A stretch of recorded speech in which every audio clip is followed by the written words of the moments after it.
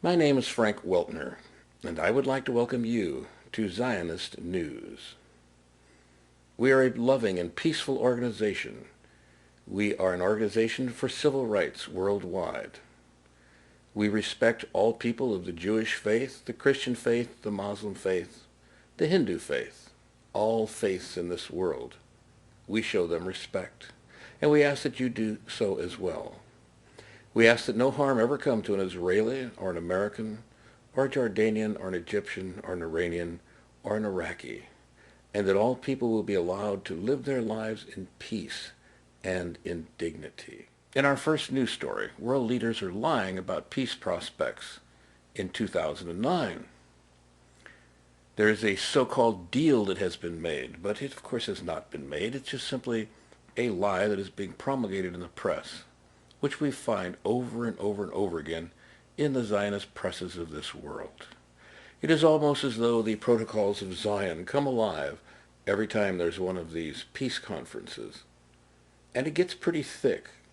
You have to understand that reading between the lines is the only way to reach any news sanity at these times. Zionist Prime Minister Sarkozy bemoans 2 days of racial strife in Paris. Now, when you read these newspapers that are Zionist, they don't like to refer to the fact that these are Arabs that are doing this.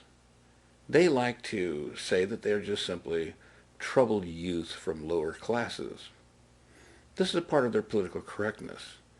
They say, well, it occurred in northern Paris, where the riots occurred 2 years ago. And of course we all know that it's the Muslim students who are rioting. Why don't they just say it? I don't understand that. Come on, Zionists. We know what's going on. Quit lying to us. Ahmadinejad of Iran has said that the peace conference is a failure and that Israel will soon disappear as a nation. Well, I'm not sure if Israel will disappear as a nation rather quickly, but it might. It could disappear overnight, as a matter of fact. But I don't think that's going to happen. But I don't think the peace process that's going on right now has a hair's breadth of a chance to do anything to help the situation in the Middle East, because I don't think that Israel right now really wants to have peace with the Palestinians. This is just for show. And the Arab leaders agree with me. They have all said that they doubt that this peace conference will amount to anything. It's mostly propaganda that is required for the President of the United States, who is now burying his administration in the grave as the final year approaches of his chaos and his administration of war and death. And the people of this world will gather around and be extremely happy once Mr. Bush leaves the White House, because he has been one of the most dangerous and aggravating people on the world stage. The rest of the world wants peace, but the neocons, the Judeo-cons, and Mr. Bush are basically warmongering, rabid people.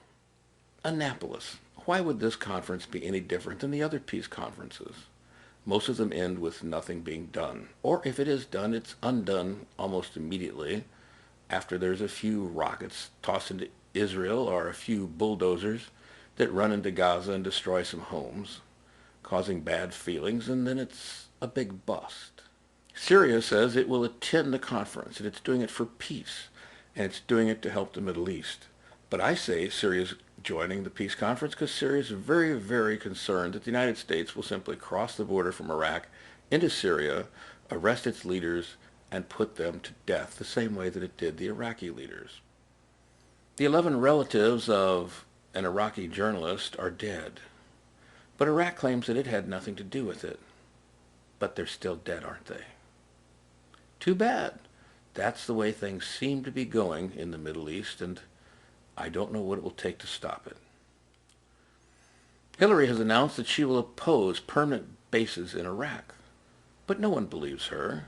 If she becomes the first woman president of the United States, she's going to have to act extremely masculine in that office, which means she'll have to be more deadly and more militaristic than anyone else.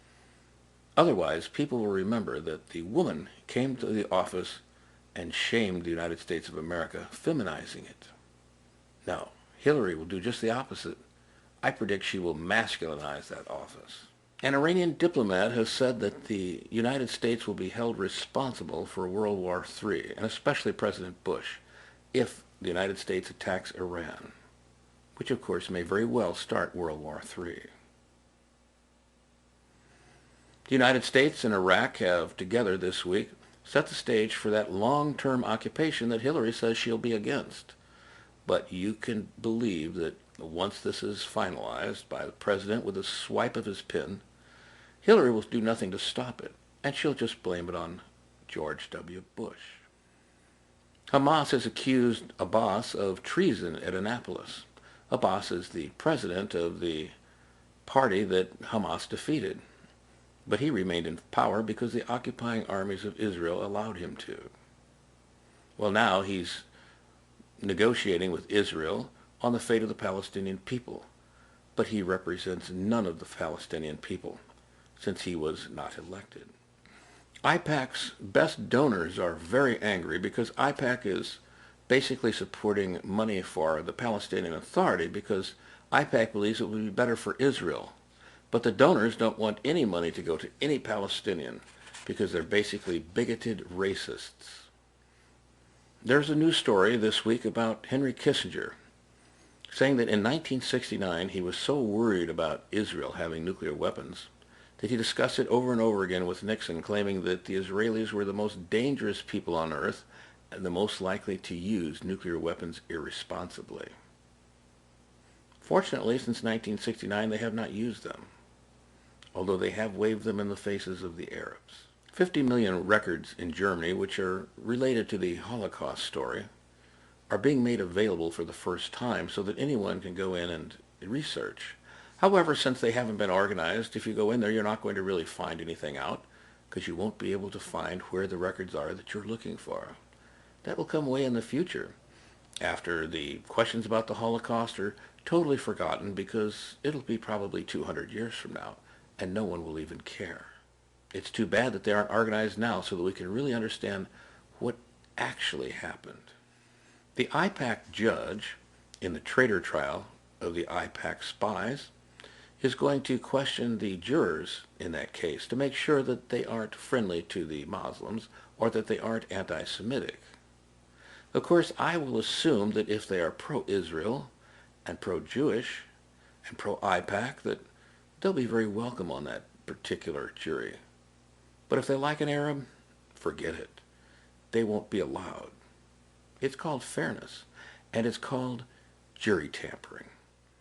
Senator Biden has warned Bush that if he bombs Iran, that impeachment will begin immediately. Murtha says, I think the surge is working, which is a complete turnaround for Mr. Murtha. Israel claims that it has found the ancient wall of Nehemiah. The so-called teddy bear teacher who named a teddy bear Mohammed because one of her Islamic students said it would be a good idea will now spend 15 days in jail and then be deported. Our Protocol of Zion banking canard guru, Benjamin Solomon Bernanke, has now said that the Zionist banking system will lower interest rates in order to try to salvage the economy. In Germany, authorities have said that snooty bankers are responsible for the financial crisis in that country. They basically say that the bankers think they're better than anybody else and that their decisions are better, but in this case, their decisions were a disaster. My name is Frank Weltner, and it's been my pleasure to bring you Zionist News. I want to remind you that Zionist News is a loving organization. We're a civil rights organization. We believe in the rights of all people to respect and to love and to decency of treatment by the authorities and by other countries and by other religions. No matter what your religion, your race, your language, or your nationality, we believe that you should be treated with respect, and we will treat you with respect. I want to thank you for joining me at Zionist News, and I would like to welcome you back tomorrow for more Zionist News.